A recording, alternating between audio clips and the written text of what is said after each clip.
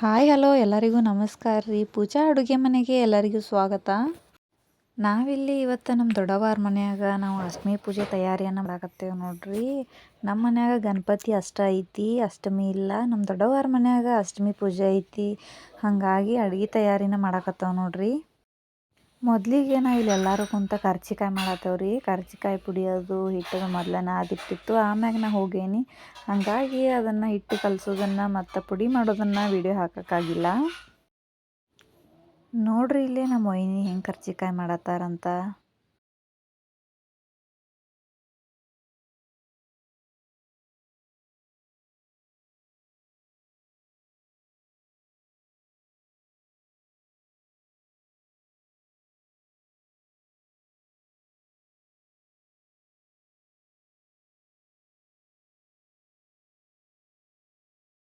ನೋಡ್ರಿ ಇಲ್ಲಿ ಎಲ್ಲರೂ ಕುಂತ ಕರ್ಚಿಕಾಯಿ ಮಾಡುವಾಗ ನಮ್ಮ ಅಣ್ಣನ ಮಗಳು ಕೂಡ ನಾನು ಯಾಕೆ ಬಿಡಲಿ ಅಂತ ನಾನು ಕರ್ಚಿಕಾಯಿ ಮಾಡ್ತೇನೆ ಅಂತ ಇಲ್ಲಿ ಬಂದು ಕುಂತಾಳೆ ನೋಡ್ರಿ.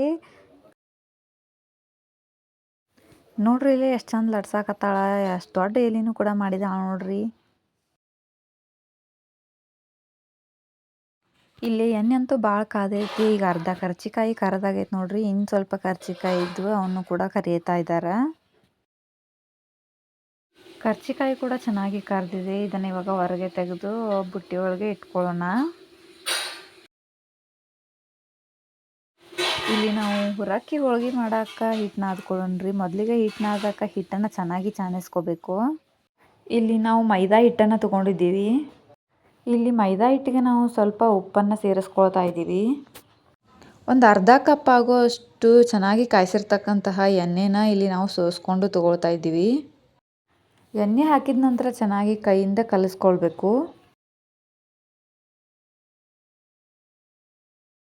ಇದಕ್ಕೆ ಇವಾಗ ನೀರನ್ನು ಸೇರಿಸ್ಕೊಂಡು ಚೆನ್ನಾಗಿ ಚಪಾತಿ ಹಿಟ್ಟಿನ ಅದಕ್ಕೆ ನಾದ್ಕೊಂಡು ತಗೊಳ್ಬೇಕು.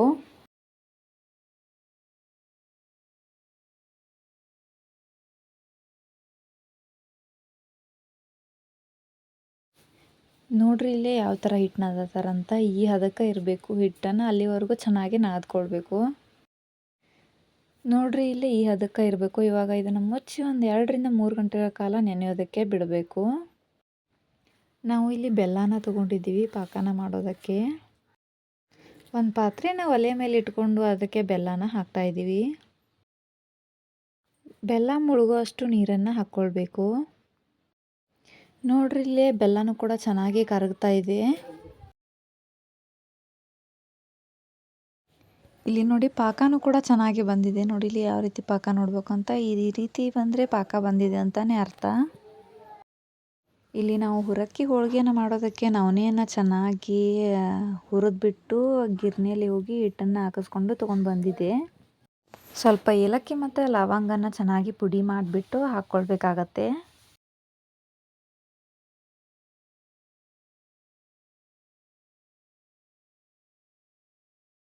ಇಲ್ಲಿ ನಾವು ಮಾಡಿರ್ತಕ್ಕಂತಹ ಪಾಕನ ಇದಕ್ಕೆ ಹಾಕ್ತಾನೆ ಚೆನ್ನಾಗಿ ಕಲಿಸ್ಕೊಳ್ಬೇಕು. ಸ್ವಲ್ಪನೇ ಪಾಕನ ಹಾಕ್ಕೊಳ್ಬೇಕು. ಒಮ್ಮೆಗೆಲೆ ಎಲ್ಲನೂ ಕೂಡ ಪಾಕನೂ ಹಾಕ್ಕೊಳಕ್ಕೆ ಹೋಗಬೇಡಿ. ಒಮ್ಮೆ ಪಾಕ ಹಾಕಿರ ಗಂಟು ಆಗಿಬಿಡ್ತೈತಿ. ಅದಕ್ಕೆ ಸ್ವಲ್ಪನ ಪಾಕ ಹಾಕ್ಕೊಂಡು ಚೆನ್ನಾಗಿ ಕಲಿಸ್ಕೊಳ್ಬೇಕು. ನೋಡ್ರಿ ಇಲ್ಲಿ ಈ ಹದಕ್ಕೆ ಬರಬೇಕು. ಇಲ್ಲಿವರೆಗೂ ಚೆನ್ನಾಗಿ ಕಲಿಸ್ಕೊಳ್ಬೇಕು. ಸೊ ನೋಡ್ರಿ ಇಲ್ಲೇ ಹುರಕ್ಕಿ ಹೋಳ್ಗೆ ಹಿಟ್ಟನ್ನು ಚೆನ್ನಾಗಿ ನೆನೆದೈತಿ. ಅದನ್ನು ತೊಗೊಂಡು ನಮ್ಮ ದೊಡ್ಡವಾರು ಇವಾಗ ಹುರಕ್ಕಿ ಹೋಳ್ಗಿನ ಮಾಡಕ್ಕೆ ಉಳ್ಳಿ ತುಂಬ್ಕೊಳತ್ತಾರ ನೋಡ್ರಿ. ಒಂದೊಂದು ಉಳ್ಳಿನ ಈ ರೀತಿ ತುಂಬಿ ಇಟ್ಕೊಳ್ಬೇಕು ನೋಡ್ರಿ. ಈ ರೀತಿ ಒಬ್ಬೊಬ್ರು ತುಂಬ ಕೊಟ್ಟಂಗೆ ಇನ್ನೊಬ್ಬರು ಲಟ್ಟಿಸ್ಕೊಳ್ಬೇಕು, ಇಲ್ಲಾಂದರೆ ಚೆನ್ನಾಗಿ ಬರೋದಿಲ್ಲ ಹೋಳಿಗೆ.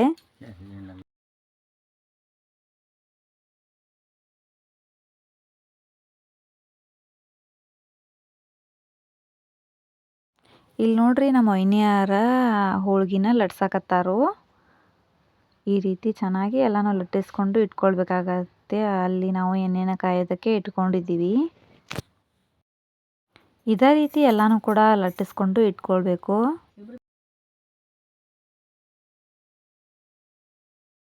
ನೋಡ್ರಿ ಇಲ್ಲಿ ಒಂದು 4-5 ಜನ ಕುಂತು ಈ ರೀತಿ ಒಬ್ರು ತುಂಬಿ ಕೊಡೋದು, ಒಬ್ರು ಲಟ್ಸೋದು ಮಾಡಿರ ಲಘು ಆಗ್ತಾವ ಹೋಳ್ಗಿ. ಇಲ್ಲ ಅಂದ್ರೆ ಲೇಟ್ ಭಾಳ ಆಗ್ತಾವ. ಇದೇ ರೀತಿ ನಾವು ಎಲ್ಲರೂ ಕೂಡ್ಕೊಂತ ಹೋಳ್ಗಿ ಮಾಡಾಕತ್ತೇವ್ ನೋಡ್ರಿ. ಇಲ್ಲಿ ನೋಡ್ರಿ ಎಣ್ಣೆನೂ ಕೂಡ ಚೆನ್ನಾಗಿ ಕಾದೈತಿ.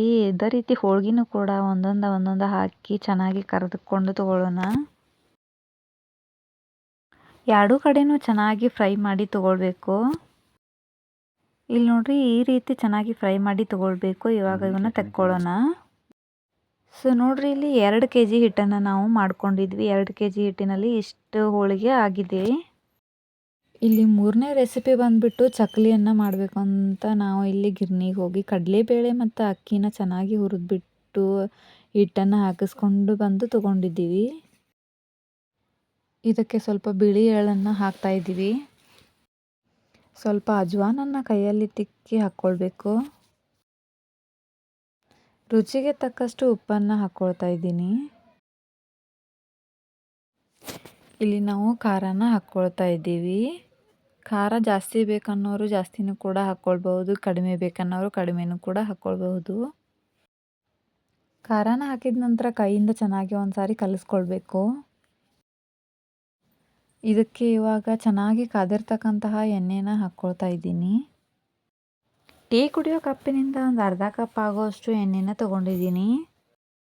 ಚೆನ್ನಾಗಿ ಕೈಯಿಂದನೇ ಕಲಿಸ್ಕೊಳ್ಬೇಕು. ಇದಕ್ಕಿವಾಗ ಸ್ವಲ್ಪನೇ ನೀರನ್ನು ಹಾಕ್ಕೊಂಡು ಚೆನ್ನಾಗಿ ಕಲಿಸ್ಕೊಳ್ಬೇಕು. ಒಮ್ಮೆಲೆ ಎಲ್ಲನೂ ನೀರನ್ನು ಹಾಕ್ಕೊಳ್ಳೋದಕ್ಕೆ ಹೋಗಬಾರ್ದು. ಸ್ವಲ್ಪನೇ ನೀರನ್ನು ಹಾಕ್ಕೊಂಡು ಚೆನ್ನಾಗಿ ಕಲಿಸ್ಕೊಳ್ಬೇಕು. ಸೊ ನೋಡಿ ಇಲ್ಲಿ ಯಾವ ರೀತಿ ಕಲಿಸ್ಕೊಂಡಿದೆ ಅಂತ. ಈ ರೀತಿ ಕಲಿಸ್ಕೊಂಡು ತಗೊಂಡು ಒಂದು ಅರ್ಧ ಗಂಟೆಯ ಕಾಲ ನೆನೆಯೋದಕ್ಕೆ ಬಿಡಬೇಕು. ಚಕ್ಲಿ ಹಿಟ್ಟು ಕೂಡ ಚೆನ್ನಾಗೇ ನೆಂದಿದೆ. ಇದನ್ನು ಸ್ವಲ್ಪನೇ ಹಿಟ್ಟನ್ನು ತಗೊಂಡು ನಾವು ಚಕ್ಲಿ ಮೇಕರ್ಗೆ ಹಾಕ್ಕೊಳ್ತಾ ಇದ್ದೀವಿ.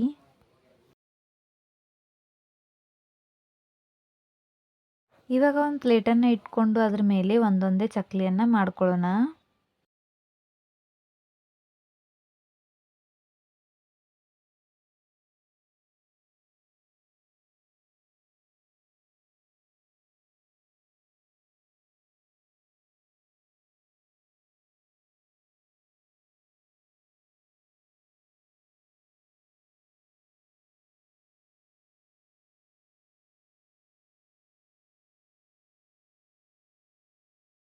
ಈ ಕಡೆ ಎಣ್ಣೆನೂ ಕೂಡ ಚೆನ್ನಾಗಿ ಕಾದಿದೆ. ಇವಾಗ ಚಕ್ಲಿಯನ್ನು ಎಣ್ಣೆಗೆ ಹಾಕೋಣ. ಚಕ್ಲಿಯನ್ನು ಎರಡು ಬದಿನೂ ಕೂಡ ಚೆನ್ನಾಗಿ ಫ್ರೈ ಮಾಡಿಕೊಂಡು ತಗೊಳ್ಬೇಕು. ಸೊ ನೋಡ್ರಿ ಇಲ್ಲಿ ಚಕ್ಲಿ ಕೂಡ ಚೆನ್ನಾಗಿ ಫ್ರೈ ಆಗಿದೆ. ಇವಾಗ ಇವನ್ನ ತೆಕ್ಕೊಂಡು ತಗೊಳ್ಳೋಣ. ಸೊ ನೋಡ್ರಿ ಇಲ್ಲಿ ಎಷ್ಟು ಚೆನ್ನಾಗಿ ಬಂದಿದೆ ಚಕ್ಲಿ ಅಂತ. ಯಾವ ರೀತಿ ಬಂದಿದೆ ನೋಡಿ. ಇಲ್ಲಿ ನಾವು ಕರೆದಿಟ್ಕೊಂಡು ತಗೊಂಡಿದ್ದೀವಿ. ನೆಕ್ಸ್ಟ್ ಬಂದುಬಿಟ್ಟು ನಾವಿಲ್ಲಿ ಪೂರಿಯನ್ನು ಮಾಡ್ಕೊಳ್ತಾ ಇದ್ದೀವಿ.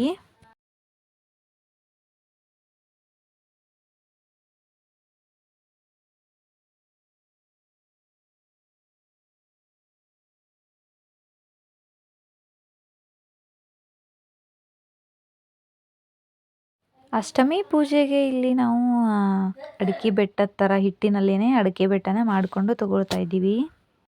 ಅದೇ ರೀತಿ ಇಲ್ಲಿ 2 ಎಲೆಗಳನ್ನು ಕೂಡ ಮಾಡಿಕೊಂಡು ತಗೊಳ್ಬೇಕು. ಹಿಟ್ಟಿನಲ್ಲಿನೇ ನಾವು ಎಲೆಗಳನ್ನು ಮಾಡ್ಕೊಳ್ಬೇಕು. ಸೊ ನೋಡ್ರಿ ಇಲ್ಲೇ ಈ ರೀತಿ ಎಲೆಗಳನ್ನು ಮಾಡಿಕೊಂಡು ತಗೊಳ್ಬೇಕು. ಇದ್ರ ಜೊತೆಗೆ ಇನ್ನೊಂದು ಎಲೆನ ಮಾಡಿಕೊಂಡು ತಗೊಳ್ಳೋಣ.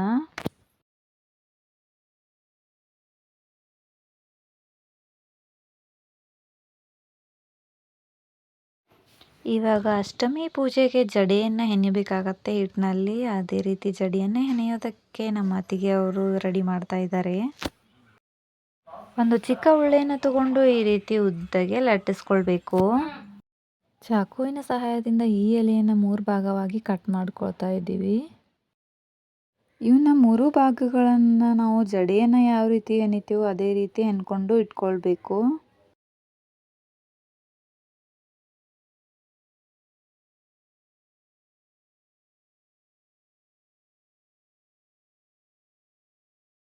ಇದೇ ಪೂರಿ ಹಿಟ್ಟಿನಿಂದಾನೇ ನಾವು ಅಷ್ಟಮಿಯ ದೇವರಿಗೆ ಕಾಲುಂಗ್ರನ ಮಾಡ್ಕೊಳ್ಬೇಕು. ನೋಡಿ ಇಲ್ಲಿ ಯಾವ ರೀತಿ ಮಾಡ್ತಾ ಇದ್ದಾರೆ ಅಂತ. ಈ ರೀತಿ ಮಾಡಿ ಕಾಲುಂಗ್ರನ ಮಾಡ್ಕೊಳ್ಬೇಕು.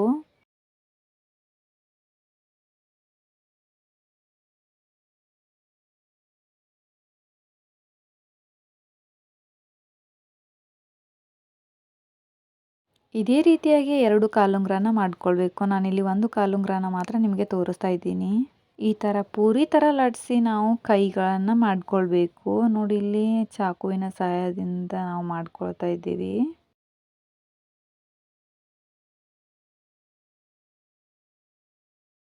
ನೋಡ್ರಿ ಇಲ್ಲಿ ಕೈ ಕೂಡ ರೆಡಿ ಆಗೈತಿ. ನೋಡ್ರಿ ಎಷ್ಟು ಚಂದ ಆಗೈತಿ ಅಂತ. ಅಷ್ಟಮಿ ಪೂಜೆಗೆ ನಾವು ಇವತ್ತು ಇಷ್ಟು ಐಟಮ್ಗಳನ್ನು ಮಾಡಿದ್ದೀವಿ. ಈ ವಿಡಿಯೋನ ಎಂಡ್ ಮಾಡ್ತಾ ಇದ್ದೀನಿ. ನನ್ನ ವಿಡಿಯೋ ನಿಮ್ಗೆ ಇಷ್ಟ ಆಗಿದ್ದರೆ ಲೈಕ್, ಕಮೆಂಟ್, ಶೇರ್ ಮಾಡಿ. ಅಷ್ಟಮಿ ಪೂಜೆಗೆ ಇನ್ನೂ ರೆಸಿಪಿಗಳು ಇವೆ. ಅದನ್ನು ನಾಳೆ ಪೂಜೆ ಇರೋದ್ರಿಂದ ನಾಳೆನೇ ಮಾಡ್ತೀವಿ. ನಾಳೆ ಒಂದು ವಿಡಿಯೋ ಕೂಡ ಹಾಕ್ತಾ ಇದ್ದೀನಿ. Thank you.